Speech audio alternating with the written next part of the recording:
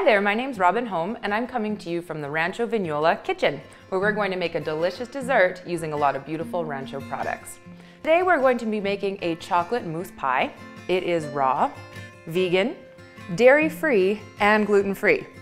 Now I'm sure you're thinking to yourself, that must be disgusting, but it's actually really good. You're also probably thinking, then what's in it? Well, let's take a look at the products. The crust is a base of nuts and dates. So here we have a half a cup of hazelnuts, 1 cup of pecans, 3/4 to a cup of either medjool dates or these are barhis. As long as they're nice and juicy and soft, that's what's gonna help keep the crust together. And then we have a 1.5 cups of coconut. We'll also add just a pinch of sea salt to help offset the sweet of the dates. For our filling, we have avocado as our base, a cup of cocoa, a few tablespoons of melted coconut oil. We don't want it hot, we just want it in its liquid state. A tablespoon of vanilla, and a 1/2 cup of maple syrup as our sweetener. We have our food processor here. First thing we're gonna put in is the coconut. We are going to start with the crust first so that we can press it into our pie plate and have it waiting for the filling, which we'll make second. Next, we'll add in our pecans and our hazelnuts. We're gonna put just a pinch of sea salt in there right away. At the most, it would be a 1/4 teaspoon. And again, this is just to bring out the sweetness in the dates. When we blend this first step, we're looking for a nice crumbly, mealy consistency. We'll get that before we add in the dates.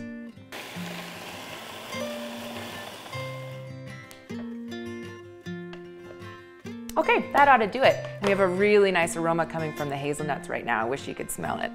Now that we have the correct consistency, which is a nice coarse meal with no large chunks, we're ready to add the dates.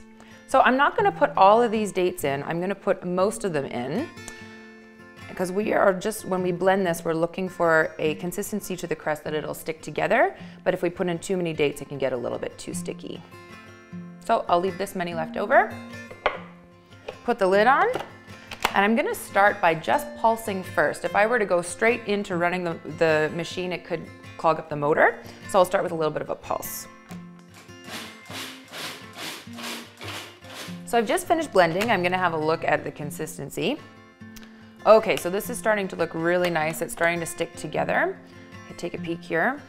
When I squeeze it together, it's starting to hold its form. However, I would like it to be just a little bit stickier, so I think I'm gonna add the rest of the dates and pulse those together.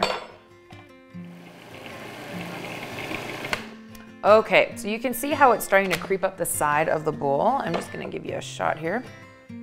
That means it's done. And I'll just take a peek. Yeah, so that's nice and sticky. That's what we want for our pie plate. So I evenly distribute it around the edges and then you just start pressing it in. You want to make sure you're not wearing any rings.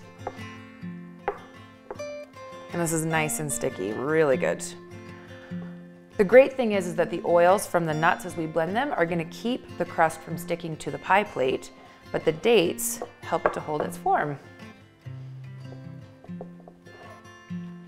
I like to use the flat of my palm in the center. Makes for a more even distribution. You can see here how nice and juicy and oily these nuts were. This is why I always choose Rancho Vignola nuts. I wouldn't use anything else because they're so fresh. You're gonna have a completely different consistency and a completely different taste. Let's move on to making the chocolate mousse. So I'm using the same food processor. I've just cleaned out the bowl and the lid because we don't want the chunks from the nuts getting into the mousse. So we're gonna start by putting in the avocado. So when selecting your avocados, you need to make sure that they are ripe and that when you open them up, they're nice and green and soft. That really helps with the flavor. Also, these avocados were just at room temperature, which makes them easier to blend as opposed to keeping them in the fridge. Add the cocoa. So I'm just gonna stop and scrape down the sides of the bowl. It's a little bit dry right now because we haven't added our liquid yet. So I'm gonna go ahead and add the maple syrup so we have a little bit of moisture.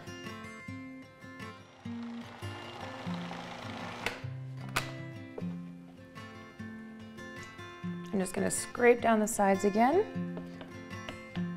It's starting to get nice and smooth.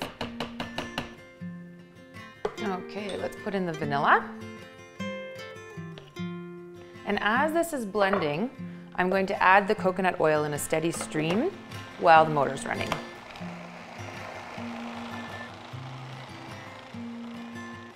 So it's getting smooth. I am going to blend it a little bit longer, but at this point, I'm going to look to see if it's sweet enough. So I'm just going to try a little bit.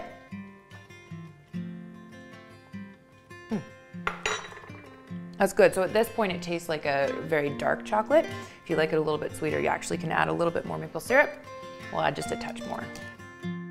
At this point, you can just keep testing it because the sweetness is absolutely up to you. We're ready to spread the mousse into our previously made shell. So you can see it's already got a really nice, almost like a chocolate pudding consistency. But once we put it in the fridge, we're going to leave it there for a couple of hours and you'll be able to cut this like a regular pie and it's going to come out in a beautiful piece. What I love about this recipe specifically is that it is nutritious as well as delicious. One of the reasons that this pie is so nutritious is that we're using Rancho products, which are very fresh. So not only do we get more oil released from the nuts and all of that, but we also have more nutrition within the nuts. We've got magnesium here from the cocoa. We've got folate from our hazelnuts. We've got all kinds of great nutrients, and I've been even known to have this for breakfast. So I'm just gonna spread this out, and we want it to look pretty. So this is ready for the fridge. You're gonna wanna put it in the fridge for at least 2 hours so that the coconut oil has a chance to set, so that when you cut the pie up, it comes out as a piece of pie and not as a pudding. Now, this is great as it is on its own. It's very chocolatey. If you wanted to, you could dress it up with some whipped cream or finish it with some seasonal fruit like raspberries. Even blueberries would work great. Chocolate goes with pretty much anything.